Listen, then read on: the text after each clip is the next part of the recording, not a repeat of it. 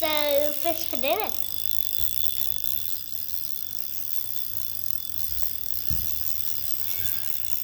Let me do it. Oh, you did it. Okay, cool. I can edit it. All right, so we're just filleting some fish. As you can see, no meat wasted. For the most part in there. I think I did a pretty good job.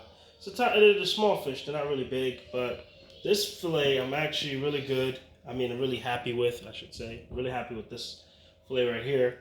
I feel like I got all of the bones except for like a teeny tiny one. The other ones I did off camera. This one I tried to skin it a little bit just to see how it would be different, how it would taste different. Let's see, do I have any more? Oh no! Oops, I got them all, but I got the carcasses are here.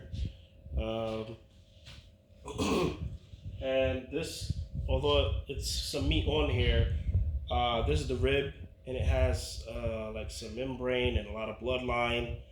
So I don't want to keep it, and it has a lot of little bones in it. So just for the sake of enjoying the fish without the bones. We're gonna cut that out. But here you can see I did a better job at taking out the rib cage. Been watching some videos. This guy, it's called Reed the Fishmonger. Reed the Fishmonger. He's really good at filleting fish, obviously. And cleaning fish in general. But I didn't scale these. I took them to a shop to do it, and I asked the guy, "Can he fillet it?" And he told me no. So. I'm just gonna sorry. I'm just gonna give it a shot myself, doing it at home. It's not my first time filleting. Nance, bring the camera here. Bring it closer. It's not my first time filleting, so I have done this before. But as I said, they already did the gross parts. I'm just gonna come in here now. I'm cutting from the back, so yeah, and just going along the bone, the spine in the back there, and it's just, you just got to be patient with it. One thing that they weren't trying to do at the fish, guy who was supposed to clean it, just didn't have the patience to do it. So he kept saying, "Oh, you can't fillet it. It's too small." And I'm like, okay, this is what you do, so you would know better. But yeah, so here, flip it around this side. Try my best to do this at an angle so that you all can see. So here's about where we get to ribs.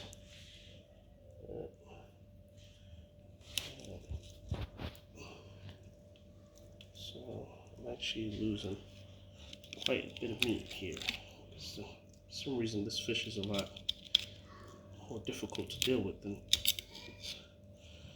the other ones. But we got it. Alright. There we go.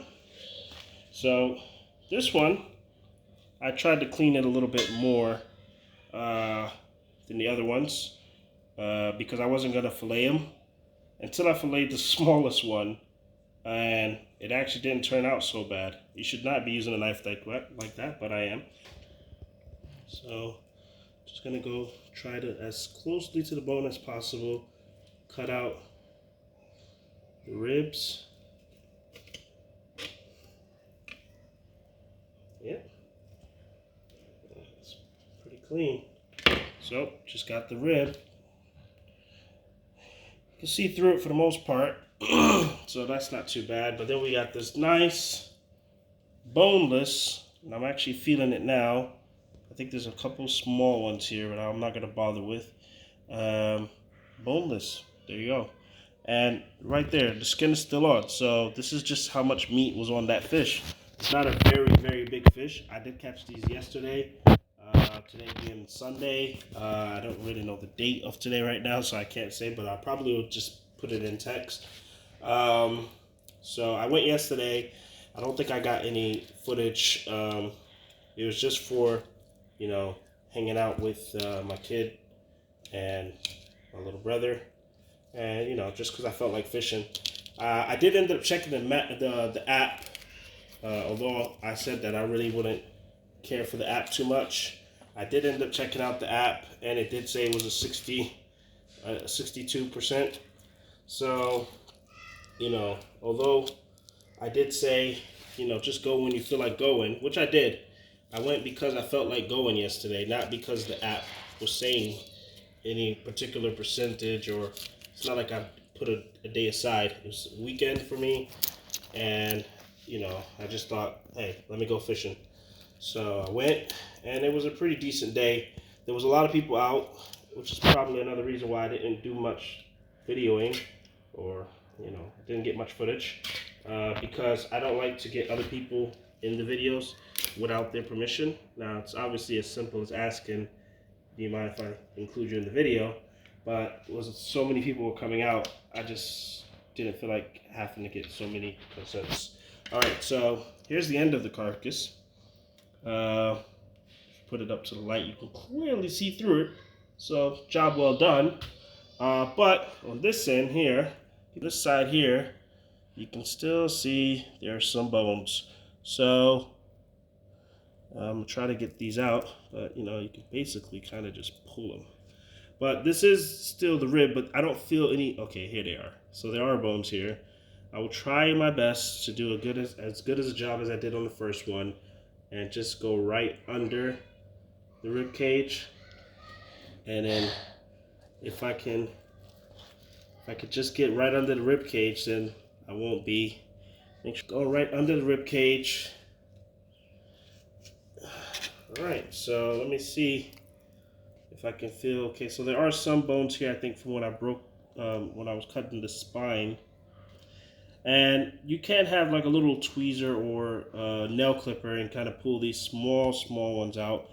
But they're so small, I'll just tell whoever's eating with me that there are some small bones in here, to just be careful. But for the most part, yeah, it's pretty good. So get the bowl, inside the bowl. So that's all the fillets that I made this morning.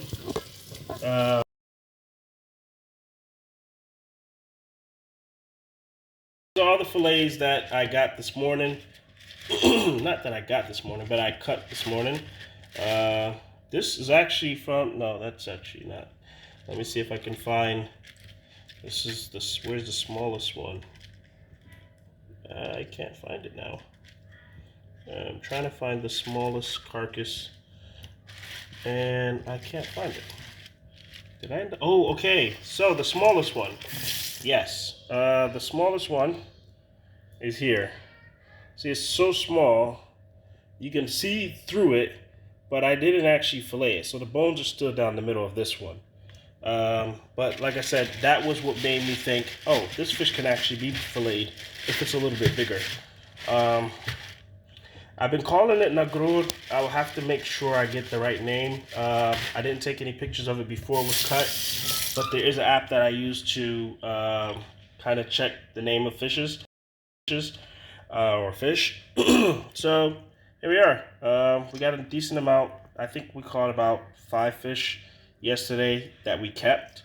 There were a lot of helicopters. We caught one queenfish that I just didn't want.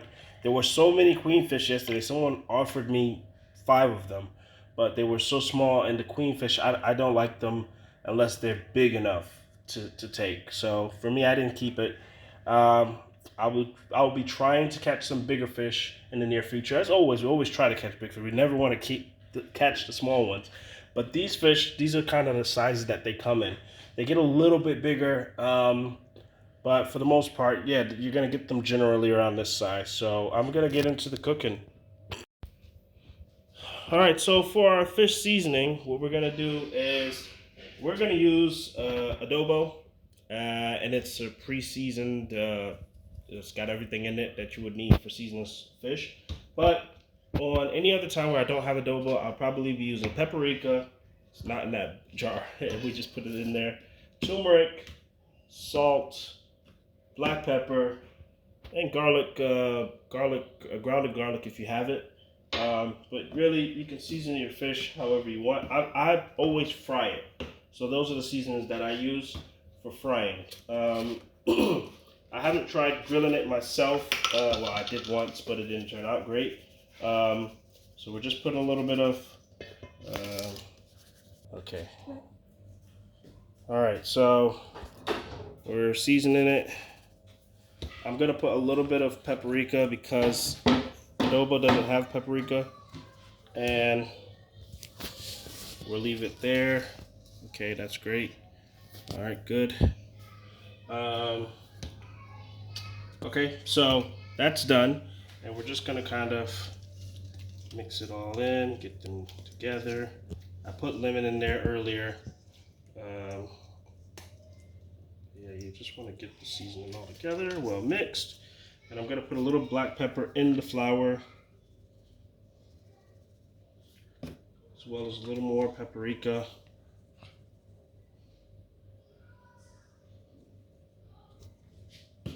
Hit the pause. You paused it? Hit pause. Alright, mix the salt in.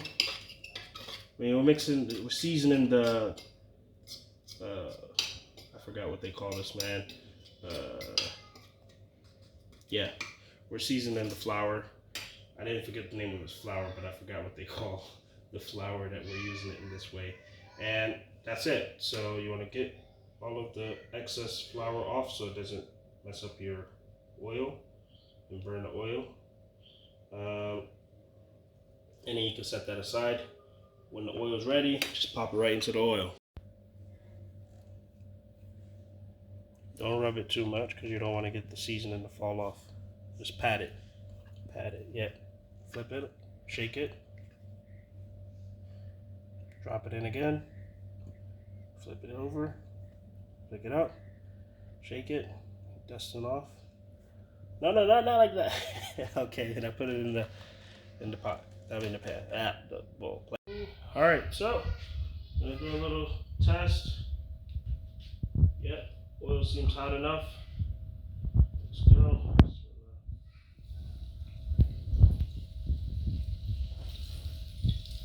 You don't want to put too much in at the same time because it'll cool off the oil.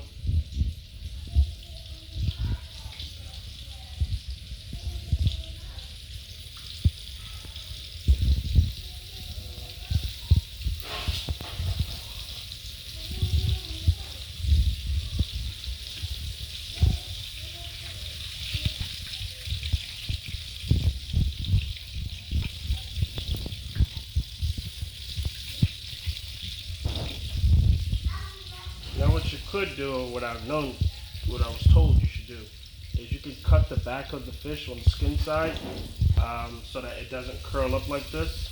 I'll do one just to show it. I don't really care in the end. We're just going to eat it just for the sake of eating it because we want to enjoy it. How it looks doesn't really matter too much, but we will do it just on one of them.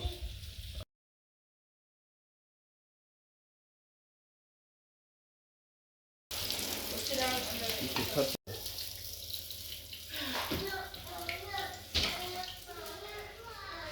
This is the one that we cut the back of. And as you can see, it shouldn't curl up as much. It's not. Well, you gotta be careful, don't get. So, myth busted or not? Myth is just a myth. Nah, I don't think I cut it deep enough, maybe. That might be the reason. I did cut it, as you can see, and it's not curling up as bad, but it's still curled up quite a bit. I'm gonna go put these back in some flour just to give it a double coating. But yeah, so that's it for today's video. You'll catch a picture of it at the end of this video. Like and subscribe. Yeah, thanks for watching.